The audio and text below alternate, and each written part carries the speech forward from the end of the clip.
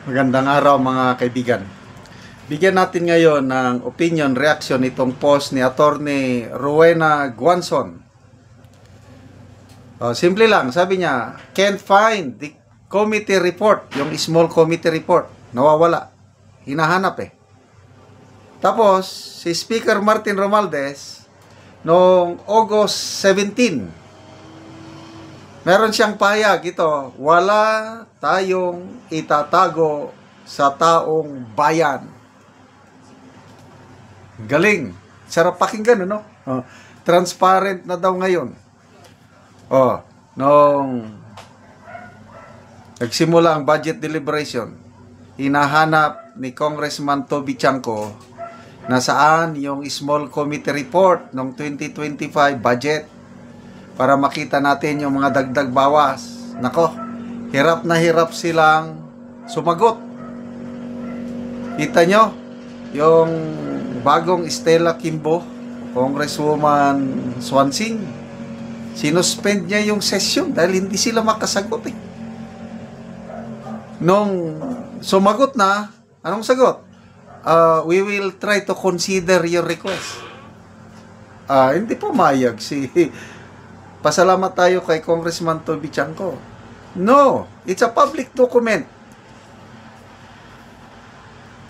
Sa rules natin, nakasaad na i-archive yung mga ganyang report para anybody can see. Ilabas nyo. Ano ngayon? Ilalabas ba nila? Ang galing. Tignan nyo ang litrato ng speaker. Wala tayong itatago sa taong bayan. May nabasa akong comment, post. Isa lang daw makakasagot niyan, si Congressman Saldico. Siya lang makakasagot nasaan yung small committee report kasi siya pa ang chairman ng Committee on Appropriations nung panahon yun. Yung binago-bago na yung ano.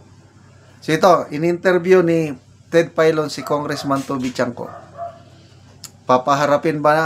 I-re-raise ba niya? I-re-require ba niya si Congressman Saldico na harap sa plenary para sagutin? Ito, pakinggan natin na interview. Committee on Appropriations sa hearing? Ayoko na kasi alam mo, parang ang iniisip, parang ako pa nga ngayon ang nag-delay, hindi ko naman dinelay, di ba? Ginawa ko Yes, opo. Proseso. Pag yung naisip ko ulit yan doon sa Committee on Appropriations hearing, sabihin na naman, dinedelay ko, di ba? Siguro naman, I mean, that's the next thing they have to do kung hindi lang malabas yung ano. I think, dapat, di ba, dapat may inisyatibo rin, di ba? May inisyatibo rin na patawag si Congressman Saldico.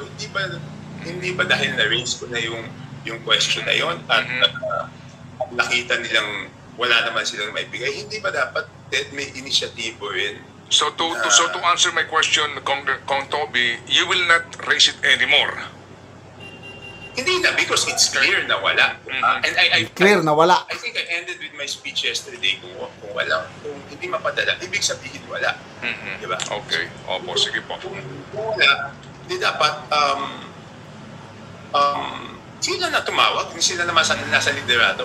Kasi nasa ano ko independent lang ako di ba? Ang hirap nung ako pa mag-raise. Obviously naman, siya lang makakasagot. Number 2, yung sinasabi mong gumawa na small committee para doon ipasa. Sa tingin ko, hindi kami yung dapat mag-imbestiga kasi kasama kami doon sa... Yes. Di ba? Sa dapat imbestigahan Okay. So, ang galing.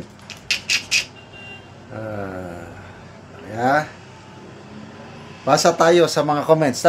Lumalabas, walang small committee report. Talagang I don't know, tinago na ba para makalimot ng taong bayan? Hindi pwede. So, nasaan ngayon yung sinasabi ng Speaker of the House na transparent tayo ngayon. Wala tayong itatago. Ito. Sinupalpal siya ni Attorney Rowena Guanzon. Sandali.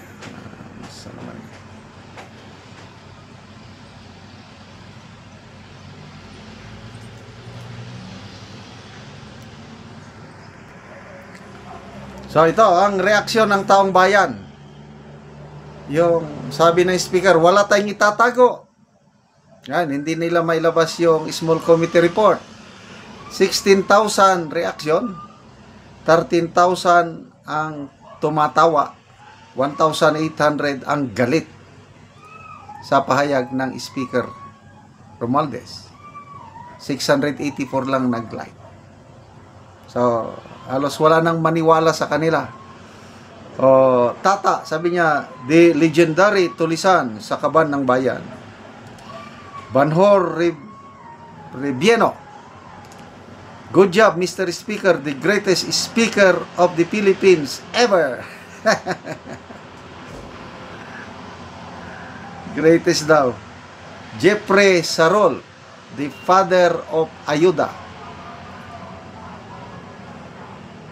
Jolas, asana minutes of meeting daw. Wala pa din may pakita si Tambaloslos. Yung minutes of meeting, yun, yung small committee report na nawawala. J. Taguba, isa kang dambuhalang Tambaloslos, Mr. Speaker. Marie Tess C. Bonjing Crocodile Tambaloslos all in one. Job Leagono, Rowena Guanzon, Vico Soto, Mayor Magalong, and other leaders sharing their advocacy is a ray of hope in a world full of crooks. Yes, may pag-asa pa tayo. Suportahan lang natin ito. Senator ni Guanzon, Mayor Magalong, of course, Senator Lacson, Senator Marcoleta. Magpasalamat tayo na simulan na yung Blue Ribbon Committee hearing kahapon. Yan na, may lead na sila. May nakikita ko. Sa susunod na hearing, yun na yung mga pasabog. Initial lang kahapon, mga ano lang, talagang inamin na ng DPWH Secretary na may mga ghost projects talaga. So, sino-sino yung may mga DPWH officials, including politicians na may kinalaman sa ghost projects, malalaman natin sa susunod na hearing. Okay, salamat mga kaibigan sa inyong pagsubaybay sa ating channel. Nakakatulong kayo ng malaki sa tribong Talandig ng Bukidnon. Dahil ang income natin sa channel na ito is pantulong sa tribo. Namimigay tayo ngayon ng mga livelihood assistance, nagpapatanim ng saging lakatan at Arabica coffee. Panoorin niyo ang video na ito. Sa ere ilang manang ilma, so mag-abuno sila sa ilang kape nga nahatag sa ilaha. So duha ka bangag tagtunga sa kutsara. So kining ilang abono complete og urea.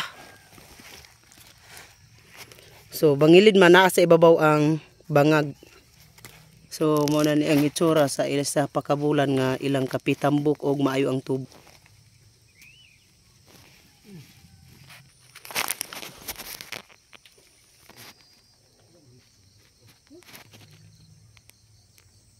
O karon gawas sa kaping ilang tinanom mo pagyud ni ang ilang tanom nga lakatan. So hapit na gyud mamunga. O karon human sa pag-abono nag-spray na pod sa kape.